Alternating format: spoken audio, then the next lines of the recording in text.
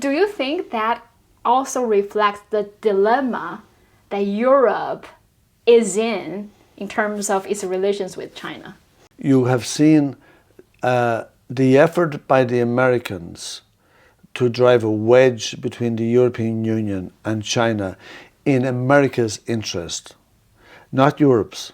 And it's very unfortunate that at this time we feel that the European Union hasn't had the courage to stand up to the bullying and the pressure from the US. The US says that China is a threat to the security of the Americans. It says that China is a threat to the security of Europe. Well, we don't agree, right? China hasn't dropped a bomb on anybody in 40 years. China is not a threat to the security of the people of America. China is a threat to America's long-held financial supremacy, the supremacy of the dollar. China is threatening that, so America has a problem with China.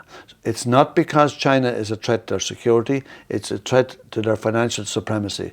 And sadly, the Americans are very keen to get Europe on the same page as themselves. They want to drive that wedge between the EU and China to benefit America's interest. But it is not in the interest of the people of Europe, it's not in the interest of European business, it's not in the interest of peace that EU doesn't have a good relationship with China. For us, and we feel that the people of Europe want to have a good relationship with China. We feel that the businesses of Europe do want to have a good relationship with China.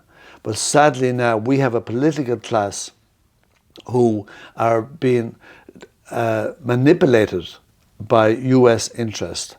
So you have the hawks going to a place that we weren't going to before. And we see that EU-China relationship is being threatened in an unreasonable way, in an irrational way.